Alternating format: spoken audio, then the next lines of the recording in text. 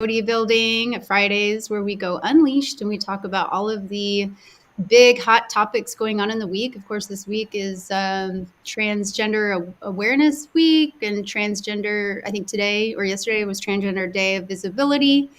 And so we're kind of going to go on about what we talked about last week, which is, just sort of the phenomenon. And I think one thing I didn't make clear in last week's video was that, I just want to be clear. This is not about trans individuals. This is about policy. This is about government and organizations that are promoting and pushing and creating policies that are harmful to women. There are no doubt many sincere trans individuals that don't want to have anything to do with this. And my point that I really also want to drive home is that this is not only harmful to women, it's harmful to lesbians, it's also harmful to trans people, because you're creating such a divide between, people in society that should actually be allies. So Jen and I were just talking about before we went live, is like one thing I didn't really show last week is that, 10 years ago versus today, 2015 versus 2025, why the trans movement has created such a hostile and chaotic political environment and divided people so much is because 10 years ago, it was more about, non-discrimination, civil rights. And we can all agree that trans individuals, trans women and trans men all deserve to be protected under non-discriminatory laws. They deserve to have the same civil rights that we all do. And I don't think for the majority of people 10 years ago that we all agreed on that. The other thing that was up about 10 years ago was the bathroom laws. And I remember even back then being like, who cares? I don't really care if a trans woman wants to use the women's bathroom or a trans man wants to use the men's restroom. That just wasn't, to me, I just didn't see it as like a big issue. Like, when in my life am I going to encounter that? Why do we care about it? And that opened the doors. It really did open the doors. And I think we started to see a big shift after about 5 years. Enter into 2020, you can see a graph where people ages 18 to 26 who identified as trans in 2020, it just shot up. Like, it shot up. And we started to see that trend. So does it have something to do with the pandemic, the lockdowns, people being isolated? Maybe, but when you are locked down, you are isolated, and you're watching TikTok all day, it's very easy to manipulate. And then we know how algorithms work.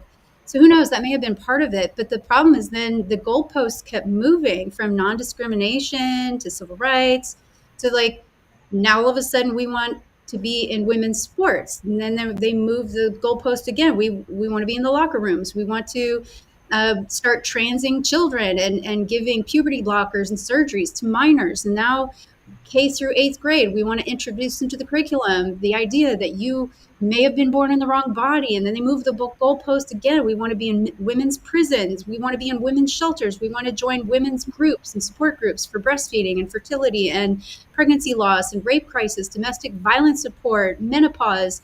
And they start infiltrating all of these women's spaces, and women start to go like, when is the goalpost going to stop? When you have a biological man who is pretending as a theater act to be pregnant and join in a pregnancy support group, and all the women know that he's just pretending, but they're not allowed to be in that group unless they support this man. And then there was one, and I think it was in Australia, where a man joined a pregnancy loss support group, a stillbirth support group. So he planned it publicly. He was very open about it. Like, I am planning to have a stillbirth because this is what I want to experience. Now, right off the bat, we know that this man is not mentally well. But then he's wanting to infiltrate through his civil rights, his human rights, to go into this group that is dedicated to supporting mothers who have experienced stillbirth. And he's reenacting it like it's a game, like it's a story. And the women who speak up, they're kicked out. So now these women don't have a support group. Women who want to be in support group, like La Leche League, it started supporting men coming in and wanting to simulate breastfeeding. It's something is wrong there. Like, this is wrong. We keep moving the goalpost. What's actually happening is that we're starting to sanitize, in fact, a very dark agenda, a degenerate type of underworld as being kind and inclusive. You think about this, it's like, when does it stop? And then you look at the, things like autogynephilia. What is that? I mean, that affects, purported through psychology. You can go look this up yourself. About 3 to 4% of men experience autogynephilia. And so it describes a man's erotic arousal with the thought or image of himself as a woman. So auto equals self, gyna equals woman, philia equals love. And so it's the love of seeing oneself as a woman. And for a man with autogynephilia, they may have a transgender identity rooted in the sexual desire and erotic fixation of being a woman. And so the thing that they are attracted to is the thing they also want to be. So men who are attracted to women, they are heterosexual, but they have an erotic fixation on seeing themselves as women. And they often call it as gender euphoria. So when you see the term gender euphoria, that's someone may identify as trans, but they're describing autogynephilia, which is a sexual fetish. So again, we've moved the goalpost so much that we want to be kind and inclusive, but we're opening the doors for this. So this gender identity is so ambiguous that anybody can identify and not even put any work into looking like the thing they identify as. And this is harmful to trans individuals because they just want to not be discriminated against. They just want to be accepted by society. They don't want to be demonized and hated and have violence against them. And they have every right to live a life free of that. Mm-hmm. But now you have these creeps with sexual fetishes, a high level of narcissism, if not psychosis, that are tagging on to this trans identity in order to infiltrate spaces that legally they should not be able to infiltrate. I don't know any sincere transgender woman who really truly feels like a woman and identifies as a woman, who wants to be in a breastfeeding support group, who wants to join a fertility loss support group, who wants to join a menopause support group, because they physiologically can't be that. And a sincere transgender woman knows that and has already accepted that. And a sincere trans woman doesn't truly believe she's a woman. She identifies as one. And so they don't want to, like, there's no need for that. It's the ones that are needing to go into these groups that, like, my eyes begin to slant a little bit. And so it's just, again, there's something dark going on that's being pushed. We were talking about too, the LGBT used to be LGBT. They changed transsexual to transgender, and then they added the Q, which is queer, which kind of like means anything. Like, you're into furries or you're into adult diapers or whatever. You're just you. Like, it's very ambiguous.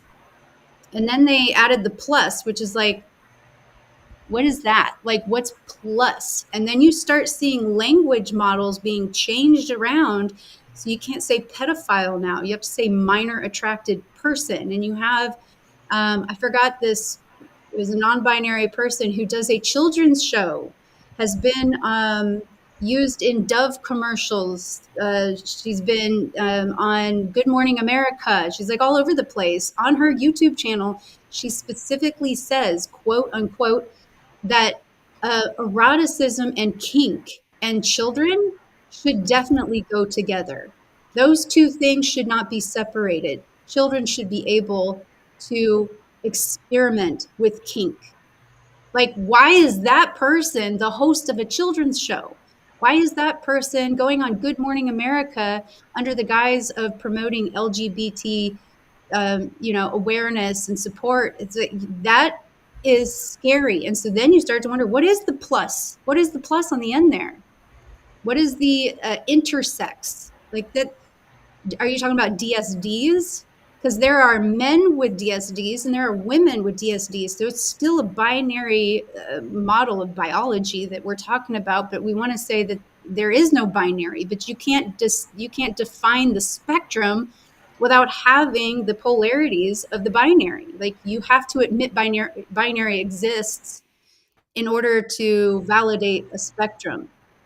Like I said, like, you have two poles and the spectrum's in between two poles. But if you say the two poles don't exist, then there is no spectrum either. So I don't know what they mean by that. Call me ignorant. And then A is for asexual. And as I was sharing too, is like, what? Who cares?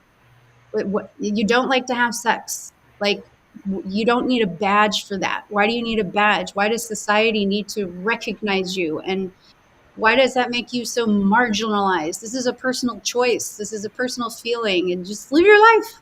Live your life. We like, no one's saying you're not allowed to be asexual. So I don't know. It's, again, we're just keep moving the goal But from but LGBT. stay in your lane. But stay in your lane, people. Like Yeah. like stay in your lane. And like that's so like as an outsider looking in, it's so all over the place and very confusing for people. Like I just looked up that the non-binary person that you said that was in Dove. Okay, I'm reading right here saying Rain Dove Victoria, I don't know how to say her last name, is an American model and activist known for gender non conforming work in fashion.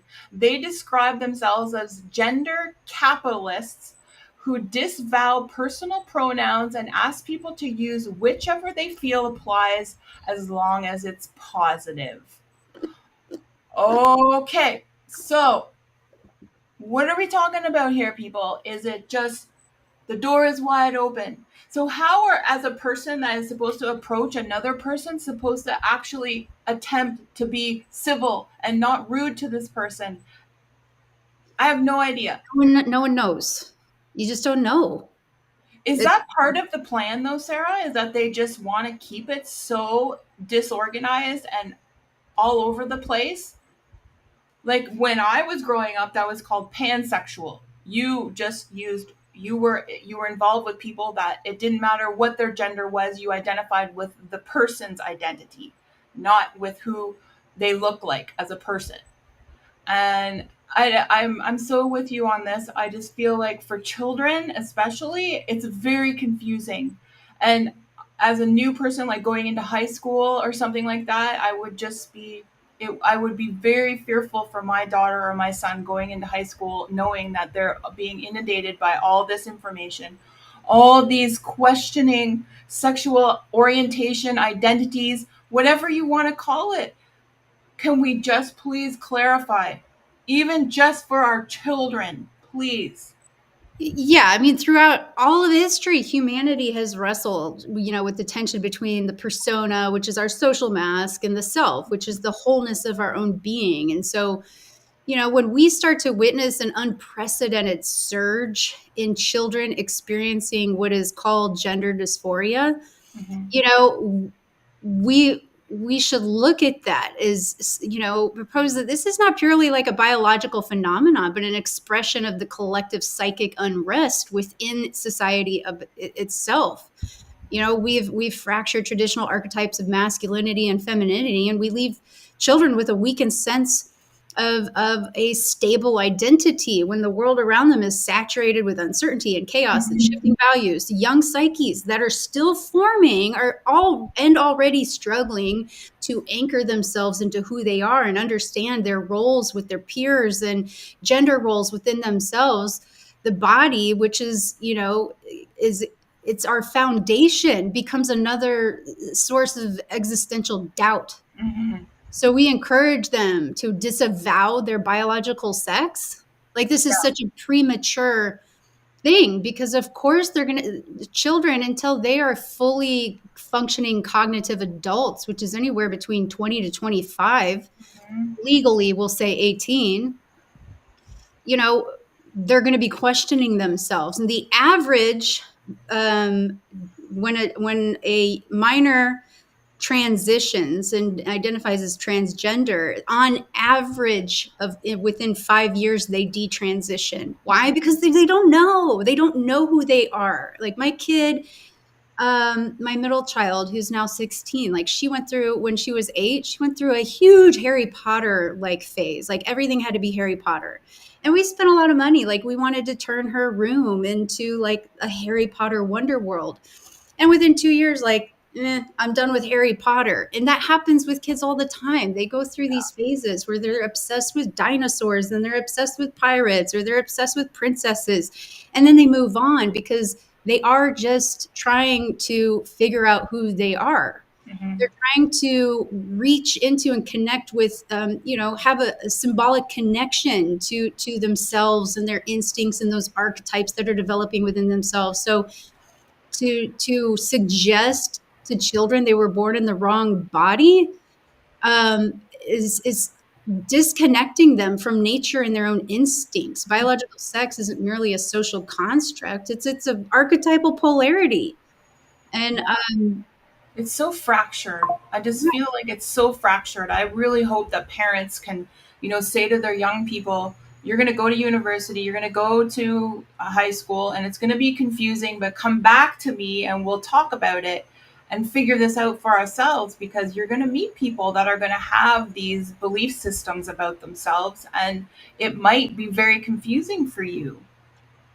yeah, absolutely. But even like children who are in kindergarten, parts of our country, all over Australia, Canada, they're being taught that, some people are born in the wrong body, and that you were assigned male and female. Like that, you're not assigned.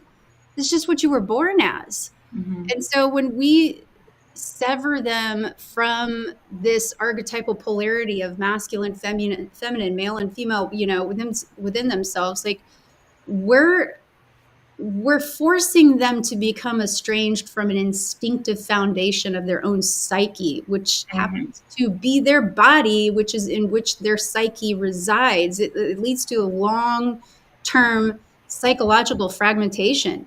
And we're imposing this on children. And, to neutralize sex, and to strip the definitions or even the use of the words male and females, to dissolve distinctions, like our ability to distinguish.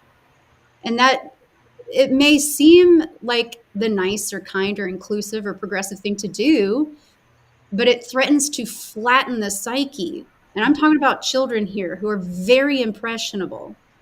It's going to flatten the psyche, and it denies it to even have access to these primordial archetypes, the anima and the animus, the inner masculine, the inner feminine, which are essential for children as they grow to understand themselves. It's this imposition of neutrality. It's not even true integration, it's erasing. And so going back to your original question is like, what is their purpose? What is their agenda? Is it to erase us? I don't know if that's their agenda, but that is what they're doing. Well, born in the wrong body, I mean, even that language, like, I'm like, what does that mean? Your mom birthed you in the wrong body? Like, the language is just like, it just blows me away. I just don't understand it. It's such a slippery slope to talk about it that way, Yeah. I because agree. I agree there are traditional gender roles, and there are unconventional gender expressions, but it doesn't even matter. It doesn't, like, all it is express. If a boy wants to wear a dress, like, let him do that. You don't have to tell him he was born in the wrong body and he might be a girl. Like, let him wear a dress. If girls want to play GI Joes, like, let them. If you just let them express, let them explore, because again, we're going to flatten their entire psyche by enforcing this neutered idea of like who we are and what our bodies are. And the puberty blockers is like the arrested development of children and minors who cannot consent to the long term effects of what is happening to them is just such an egregious form of abuse. Like, I haven't seen anything like this before. It is just, it's grotesque. The children who cannot even consent because they can't even conceptualize what this does to them long term, that Mhm. they may not be able to perform sexually or to have orgasm or to create and make and give birth to babies and breastfeed. Like, they don't have the ability to make decisions about that. That's so far into the future. And then what happens to them? Are we going to care about them then when they turn around and go, what the fuck did you do to me? How did you let me do this? And so children who can't own a credit card, they can't open up a bank account, they can't get a driver's license, they can't get tattoos, they can't get their ears pierced without mom or dad present. Like, they can't join the military, they can't drink, they can't smoke, but they can make a lifelong decision to arrest their own physical biological development and permanently sterilize themselves. Who defends this? Who? I don't understand. Like, who can with a straight face defend this as completely okay? Why not, instead of chopping off their body parts, which is just, it's heartbreaking to even say that sentence, but it is happening. And to arrest their development by giving them puberty blockers that then leads to not only like infertility and sexual dysfunction, but also bone issues. Their bones stop developing, their brains stop developing, and so it's almost like all you're kind of trying to keep children, which then, of course, my mind likes to connect dots, and I'm like, oh, you're also trying to sanitize pedophilia by calling it minor attracted person. Here we are. What are we doing to kids? Permanently making them children forever. It's so gross to me, and I'm not a liberal ultra Christian woman or anything like that. That's, I don't identify that in any way. I'm not conservative. I'm conservative in some things, but I'm not like a right-wing Republican Christian woman. It has nothing to do with that. I don't identify with that side or with that religion in its entirety. So when I say things like this, people assume that about me. I'm not. I'm not. This is about kids. This is about policy. This is about morality. And just because I'm bringing up things around morality doesn't mean I'm you can presume what my religion is. It has nothing to do with religion. Religion is a whole different thing. A whole theology is a whole different topic. This is just social morality, what we're doing to children. And so the collective psyche is trying to sterilize itself. And meanwhile, they're like ruining the bodies of healthy children and the minds of healthy children. And Yeah. so we have to know what the wound is behind the transgender phenomenon. And so there is a deep collective wound, and it's infecting and spreading just like any other epidemic would. And I mean, you have to look at the pharmaceutical industry and their input in this. And, is it just bottom line about money for them? Like, where's the research? Like, is there actually research when you give these children these blockers? Like, where's the research, like 10, 20 years in advance? Like, what does it look like for that child? They don't have that. They I don't can have any guarantee long you term. they don't have any of that information. And if it is, it's probably done again on white men, right? So that's where I go to. It's like, and I understand what you're saying, where people kind of lump you into another category because you're talking about this. They think you're kind of fundamental Christian, or there's some other, aspect. Christian nationalist, I've been Yeah. called. And Yeah. no, we're speaking strictly on the human rights of people, like all people across the board, for everybody. And I mean, are they doing research on the mental health of these children after they've had this happen to them? No, Yeah. of course not. They're just pushing it through with no safety measures, no guardrails for people, nothing for parents to fall back. their poor child might have a severe reaction 5 years after they've started all this, and there's no recourse for these children and their parents and their families. And that's the other part that I find very, very disheartening, is it tears families apart. Like, it tears them apart when this happens, when they have a child that thinks that they're not born in the right body. And I've seen it. I have a friend that is happening with her son, and I have to say that it's been very challenging to keep a relationship with her, because she just fully has dove into allowing her. I think he started this around he was around 8 years old. He was like, I'm not in the right body, and that was his language that he was using when he spoke about himself, was that he was not in the right body.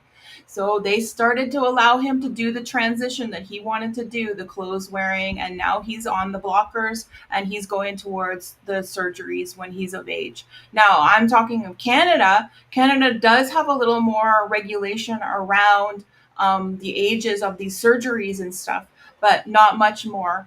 And I can see that my friend, it's very challenging for her. She also has an older daughter, and her older daughter thinks that it's not been healthy. It's not, she's on board with it, but it hasn't been healthy for their entire family.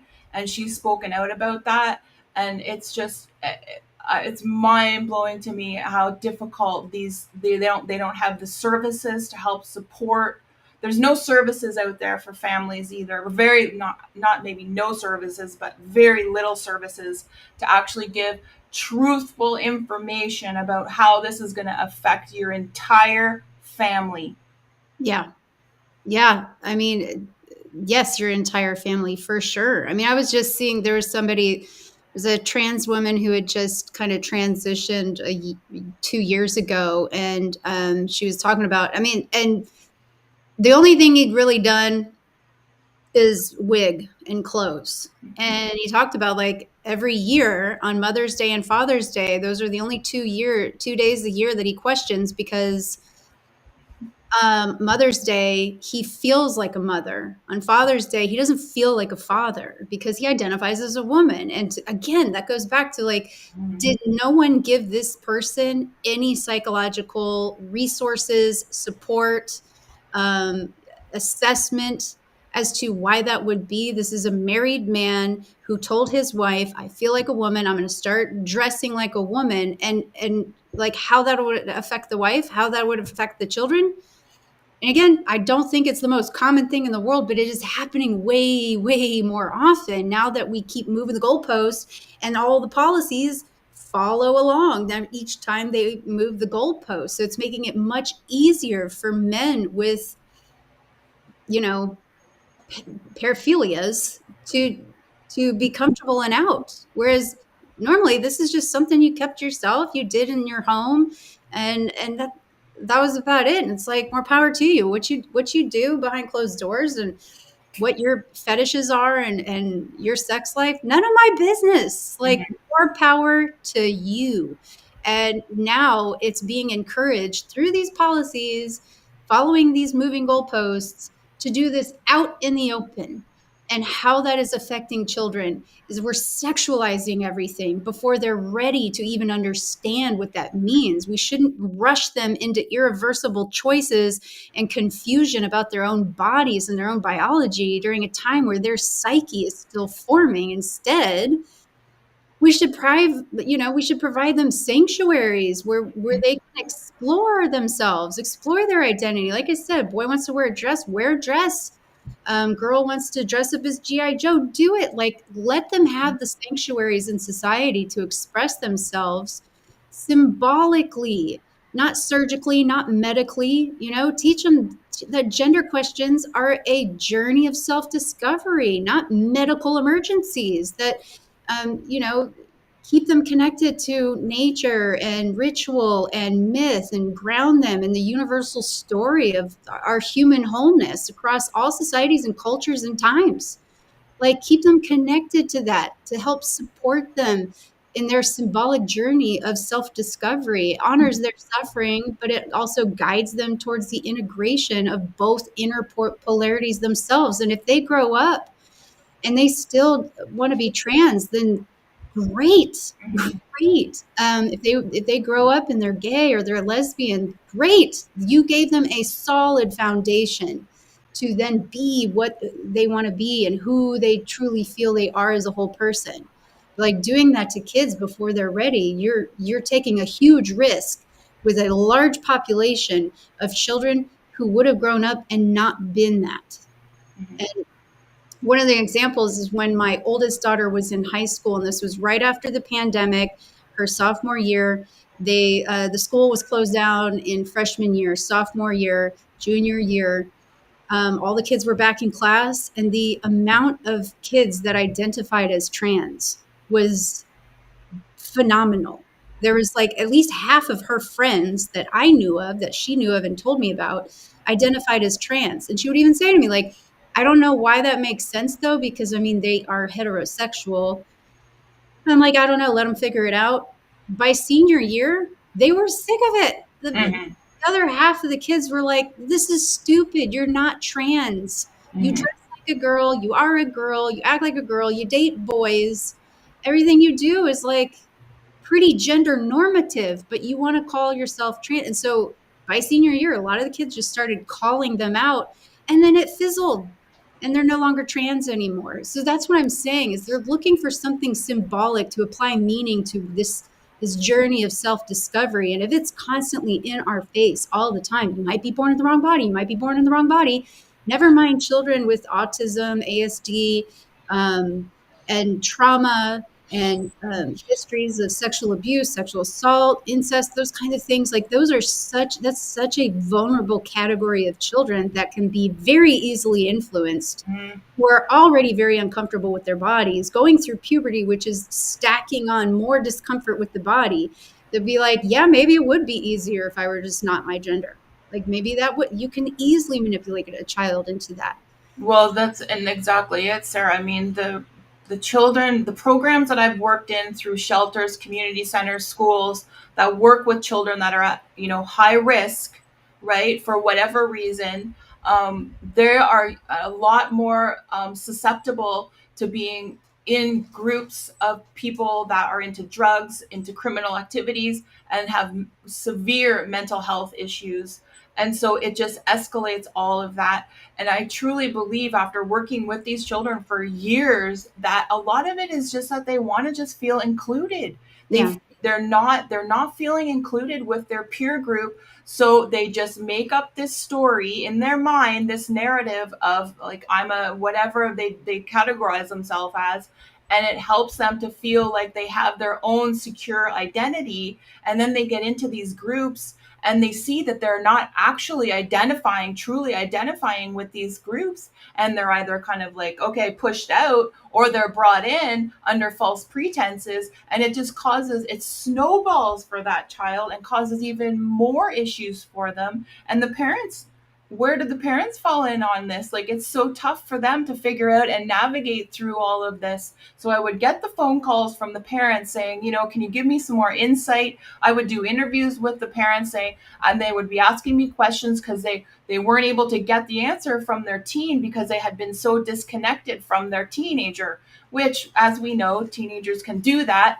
But of when it comes to being that of a high risk and vulnerable person, right, then it's an issue. I had young girls that would walk, like 15 minutes from their school to the community center, and they would tell me that they would get bullied by, because they would like to dress in the boys' clothes. They weren't even questioning their sexual identity. They were just wearing boys' clothes. exactly. Like, as you and I both know, when you're a teenager, you sometimes want to cover up your body when your boobs are coming in or whatever your reason is. And they were being teased because people were like, well, you're acting like a boy.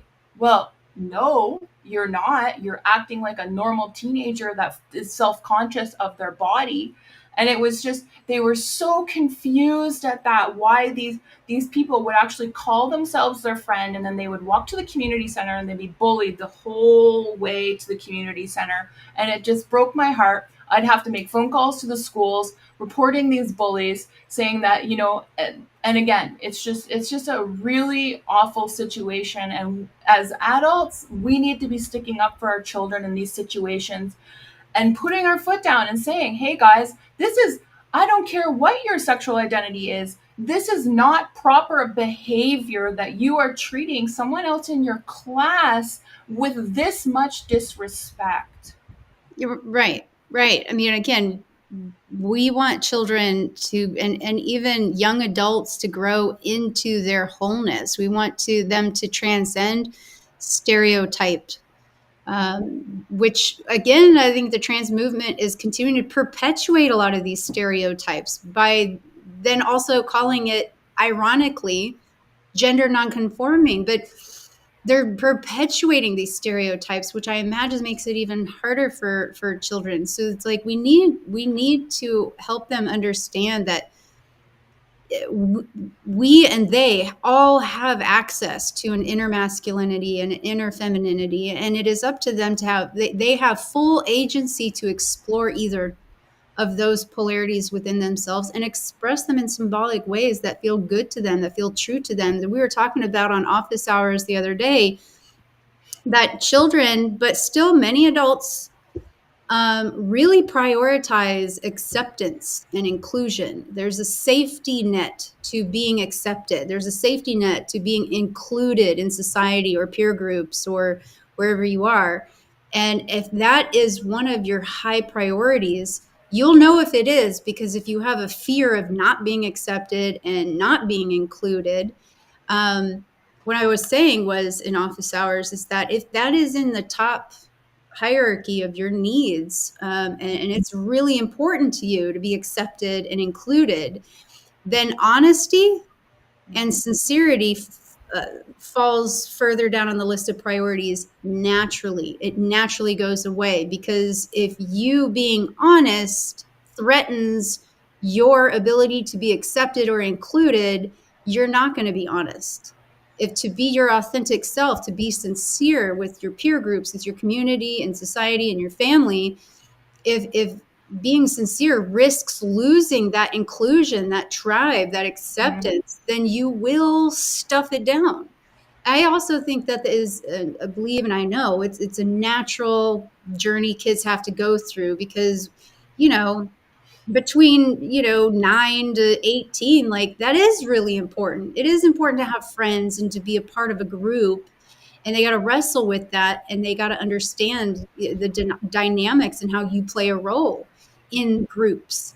And so a lot of kids will follow in line with certain trends if that's what their group is doing and wearing these things. I mean, look at, oh my gosh, recently, what's the big thing? um Labubu's. Oh, so every year, at least twice a year, there's something Yeah. like the Labubus that come out where everyone has to have a Labubu, and it's like a little, like, stuffed Cute animal doll. this big, and it's a piece of crap. It is an absolute piece of shit, and it's like anywhere from 25 to $80. All the kids got to have Labubus. Then Halloween comes, you see kids dressing up as Labubus, Labubu, Labubu, Labubu, and kids going to school like, I have a Labubu, I got a Labubu too. Oh, now let's form a Labubu club.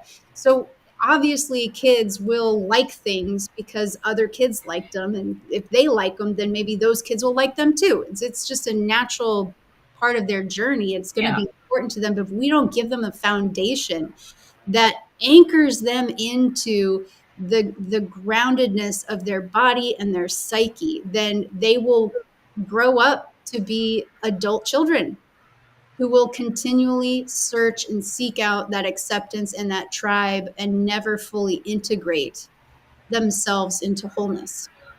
Yeah. Well, that's great, Sarah. I mean, it's a big subject, it's a sore subject, but I think I really like how you bring all these awareness around how the feminine and the masculine are in all of us. And it's important that as we evolve that we're expressing both sides of those and understanding that they're just part of who we are. They don't need to be fractured. Yeah. Yeah, we just we need to, where we're seeing them keep moving the goalposts is getting dangerously close if we're not there already to completely sterilizing the collective psyche. And if that happens, Yeah, you can forget about the sacred marriage and integration into wholeness of who you truly are by honoring who you are. Whether, no matter how you express it, we're going to see a collapse and a lot of adult children that can't truly contribute to a progressive, evolving society, and it's so sad. And it really. starts by disavowing your own body. And that should never happen. We should never encourage children to do that, ever. So that's that.